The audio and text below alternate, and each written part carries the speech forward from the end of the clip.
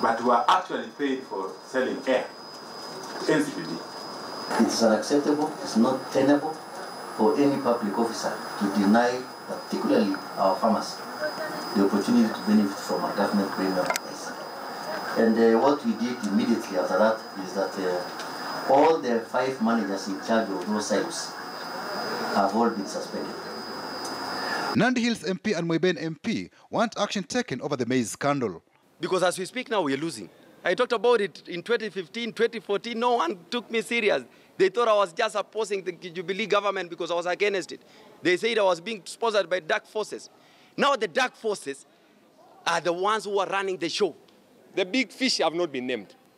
And I want Terer, the CEO of National Cereal and Produce Board, if he believes that he's a patriotic Kenyan and he loves Kenyans and he loves farmers, he needs to come out and tell us the truth. Many farmers in North Rift are a frustrated lot.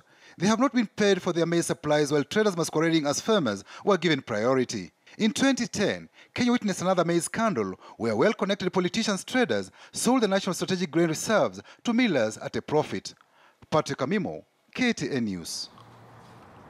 All right, so yet another scandal from the National Cereals and Produce Board. And let me bring in the panelists here. And I don't know if any of you is from Kitale, where we normally get most of the maize, or if you have parents maybe, or relatives who farm maize, but a very frustrated lot the farmers are. Given that they're the ones who break their bones, their backs literally, to ensure that maize is done. It is hard work, only for them to be left with their produce at the expense of powerful cartels, or shall we call them brokers. Bernard, your thoughts on this? Mike, thank you very much. I think what we are experiencing in this country is very sad, is very, very saddening. And I don't think if we should continue calling this theft of public resources as corruption. This is not corruption, this is theft. And it should be like is economic sabotage. And I think the president should take upon himself to ensure that he cracks the whip. We need to see heads rolling. We need to see him walking the talk. Because we talk so much about this, and at the same time, we are now glorifying. You know, I was reading some social media posts. Some young people are saying, it is sad that I was not involved in this season 2 scandal of like NYS and all this. Look at the National Cereals and Produce Board. Farmers have not been paid. They have their maize. Their clean maize was being sent away and said maybe they don't have money, or sometimes they claimed that the maize had a lot of moist that needed to be dried. So farmers who had camped at the Cereals Board for months were sent home. And here comes somebody walks to Uganda, picks maize, comes and delivers, and is paid instantly. Now, are we encouraging farming? Are we encouraging our farmers to continue farming? No, evidently, whoever is involved in this scandal is not out to the benefit of either the Mwananchi or the farmer or the country as a whole. And this thing, Mike, as I said earlier on this platform, the fish starts rotting from the head.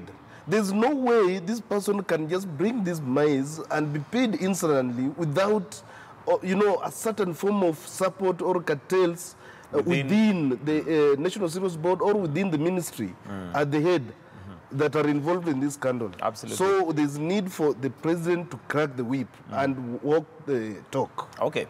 Nerima, do you think it squarely lies on the president now to do something? Because evidently, it looks like there are too many holes all over. Yeah, it does. And, you know, a lot of the corruption scandals is at the very backbone of our country. We're looking at the agriculture, we're looking at the healthcare, we're looking at youth. So we're basically crippling the very essence of this country. And what's worrying is the fact that we say unemployment is high, we should encourage the youth to enter agriculture. And then you see stories like this, where you have 4,000 genuine farmers who have not been paid yet, but people who create these forms of entities to do business are paid within 2 weeks. So that shows you the problem with our systems, where those who use crooked mechanisms actually get away with things, and those who use the proper ways and the right processes to do things are left behind and forgotten. So it's saddening, because we are a country that can depend on agriculture. We are blessed with arable land, but here here we are manipulating our farmers who, if we invested in them, we would be able to talk about the president's Big Four agenda, which is food security. Absolutely. And the ripple effect, Bernard, of this is not just the fact that we have people who've, let's say, short-circuited the system and made a lot of money. There's a ripple effect because that robs the farmer of the opportunity to do their work, the opportunity for them to grow, and it'll filter down to the fact that this farmer will not be able to take their child to school. I mean, it just... It has a lot of ripple effect. And Mike, you'll realize that you remember when the Mexican scandal came up, the deputy president actually came on live TV and said, in fact, I don't know, he was being interviewed by one of the leading TV stations. And he said that doesn't matter where maize is coming from. What matters is that we have food. In fact, he said, don't ask me questions about the source of the maize. Just ask me that the maize is there and people are able to eat.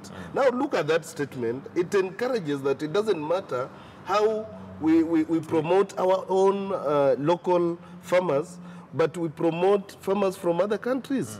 You know, when we import maize, for example, from Mexico, it costs a lot to bring, in addition to buying. Why can't we spend that money to improve the livelihood or the standard of farmers who spend a lot of money, who spend a lot of time, and they rely on this farming produce to maybe take their children to school, meet medical, you know, healthcare services, and so many things. So it has a lot of ripple effects. Looking at the entire, you know, as we claim that our economy relies on agriculture.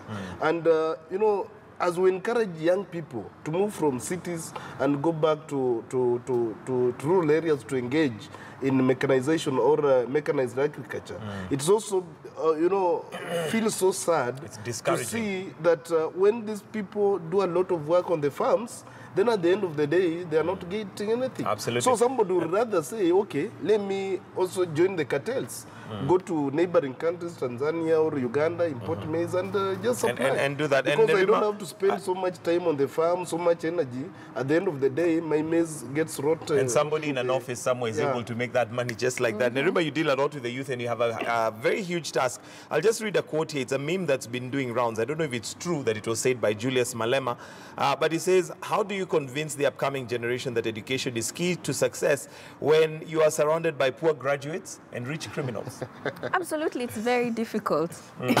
It is, because when you talk about and encourage people to use education, work hard in school, but you can't see the results of it. Absolutely. So that's why now you begin to see a lot more young people engaging in corruption or not seeing anything wrong with it, because that's what produces an outcome. And that's why even the study that was done by Aga Khan University that showed that, you know, 50% would accept corruption, but we don't talk about the other 50% that wouldn't. So a lot of times we highlight the negative, and we forget that there are also young people who are hopeful, who want to see a better country, but there are no systems in place to support that or those kind of young people. All right, and well, Zinzi, that sets us up for the question of the day today. One of the things that we'd like to find out, it's been a week that we've had on the headlines one scandal after another, and it leaves you literally, you know, breathless, wondering, wow, are we doing the wrong job? We wake up so early, work so hard, yet at the end of the month, we don't have billions. Here's the sad thing. If a week goes by in Kenya without a scandal, have we been Kenyans that week?